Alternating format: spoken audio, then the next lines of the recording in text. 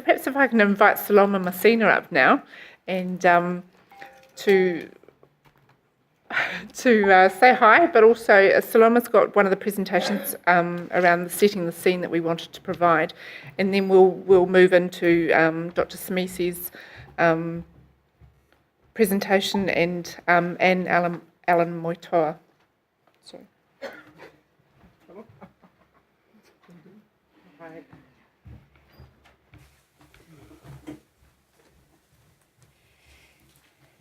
Thank you, Joe. And my humble apologies from the Hutt Valley. Our team came late, so I'm so sorry we weren't here to greet you properly. But I'm sure Joe and Steve did the Pacific thing for you. And we also missed the Reverend Fauolo's time up here to open our session. So thank you very much for your patience, and thank you, Doctor, for your expertise and the very, very valuable information you've imparted to us today. I must say, not only were we waylaid, but there were roadworks on the way up here, so long queues of traffic from the hut. So please accept our apologies. But on a brighter note, it's nice to see you all here. And I think it's high time we did things regionally and not just in our own little areas. And I think this is marvelous that we share the information so that in turn we can provide that information, the same quality information, to our Pacific patients and their families. So thank you very much. I'm Saloma Masina. I'm the Pacific Advisor at Hutt Valley District Health Board, and I bring also Taima Whangaloa's apologies from Capital and Coast. Taima's the Director of Health, the Pacific Director of Health at Capital Coast. I want also to acknowledge the organisation committee up here in Palmerston, Steve Kenny and Johansson, Folole and the other crew. But I must say, can I please ask you to give a big hand for Joe? Joe has these beautiful locks, and I was shocked when I saw her this morning without her hair. So she did it for charity, so please...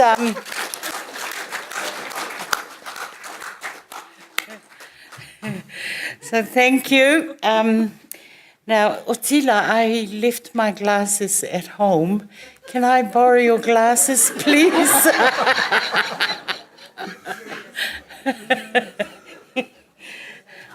Otherwise, you won't be knowing what I'm talking about. Thank you very much. Otila Te Fono is one of my nurses. Lovely person. This is what old age does for you, does to you. Okay, so where are we now, Steve? This presentation is not mine, so I'm going to try and do credit to it. This is Taima Whangaloa's presentation, and she was going to speak to you to present an overview of Pacific people in this region, but as well as in comparison to the whole of New Zealand. The historical arrival and events that affected our lives as Pacific people here in New Zealand. The early days, Pacific people started arriving in New Zealand in the early 1950s And mainly they came because of the industrial boom in New Zealand, the work and that kind of thing. And do people know how we came in the first early days? Fresh off the boats, through the Tofua and the Matua. Those were the two boats I remember the people, the early, our grandparents' age or our parents' age group. They came in those boats, and it usually takes about, 2 weeks? That kind of time to arrive to New Zealand. And a lot of them settled up in Tokoroa and where the timber mills were. So Pacific people contributed then to the economy of New Zealand through industrial and factory work, and still do up to now. So they arrived in the 1950s, 1960s, and then Pacific women, as Pacific women do, got into action and started, to kind of establish a link or to make Pacific people feel grounded and feel that they belong, and started up women's groups and the arts and culture. And then, of course, the first New Zealand born started education, being educated in New Zealand. When we talk Pacific people, we're called Pacific people for convenience purposes. And it's for easy funding and that kind of thing. But Pacific people represent a myriad of little islands in the Pacific, across the Pacific Ocean. But keep in mind, Australia and New Zealand are also Pacific nations. But the majority of Pacific people in New Zealand are Samoan. About 50+% are Samoan. And then, of course, there's Cook Island Māori, Niuean, Tongans, Tokelauans, Fijians, Tuvaluans, Kiribati.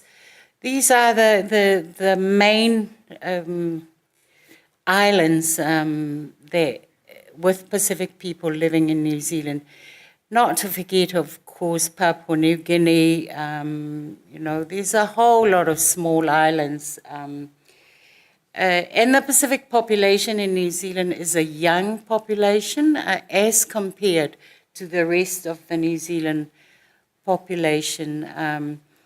A lot of the Pacific population in New Zealand are urban dwellers. So we live mainly around the towns like Auckland, Wellington, some in Waikato, here in the central region. But 60% of the Pacific population also live in Auckland. The highest Polynesian population live in Auckland for the whole world. And of course then Wellington is the second.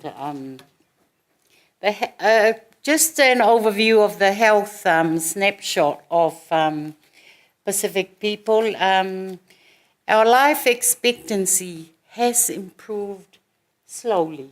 And I think that's in the last, I suppose in the last 10, 20 years, some of the services have contributed to improving that life expectancy. And also I think more and more there's an understanding among Pacific that if we do the healthy lifestyle things, like eating less fat and be more proactive, and then we may live longer. So those are the things that are slowly changing. And of course, the emergence of Pacific providers has contributed in some way to improving the health. Now, some may dispute that, but I think there is a small proportion of service providers that have contributed from a Pacific perspective. But the sad thing is that, so our life expectancy, the Pacific men have 73.9, and Pacific women a bit higher than that, so we live a bit longer than our men, 78 years plus, and men 73 years plus.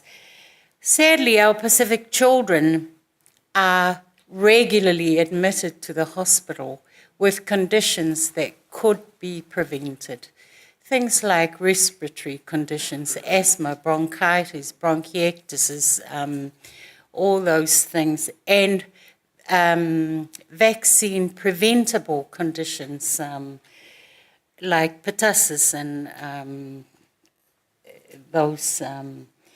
So we have a very high, what they term ASH, the avoidable hospital admissions in children, but also in mental health, high incidence of mental health, and less access to mental health services. We also have a high rate of long-term conditions, such as, do we know? Such as diabetes, heart conditions,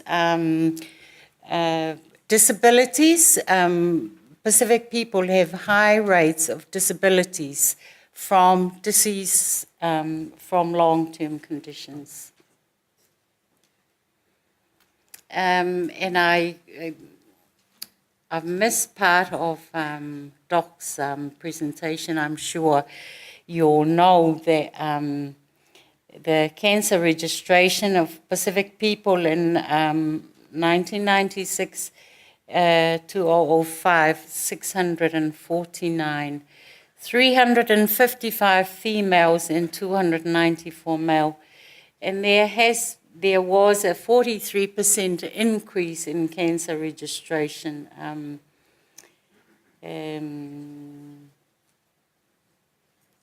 over there. Is that the end of the slide? Okay. I'm sorry, this is not my own presentation, so, but I hope what I've given is an overview of the lives, I suppose, related to health of Pacific people in our region. And when we talk our region, do people know the region at all? The DHBs that are involved in the central region? We did Oh, you did that in the beginning. Oh, that's good. But there's also work going on in the sub-regions and the local areas as well. So is that all you wanted me to talk to, Joe? Yeah. Thank you very much for listening.